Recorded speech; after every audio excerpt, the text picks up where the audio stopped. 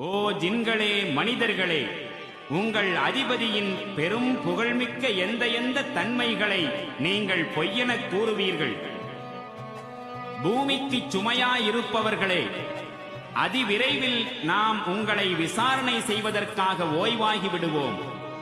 பின்னர் உங்கள் அதிபதியின் எந்த பேருபகாரங்களை நீங்கள் பொய்யென மறுப்பீர்கள் என்பதை நாம் பார்த்துக் கொள்வோம். ஓ ஜின் மற்றும் மனித கூட்டங்களே, வானங்கள் மற்றும் பூமியின் எல்லைகளை விட்டு ஓடிச் செல்ல உங்களால் முடியுமானால் ஓடிப்பாருங்கள். உங்களால் ஓடிச் செல்லவே முடியாது. அதற்கென பெரும் வலிமை வேண்டும்.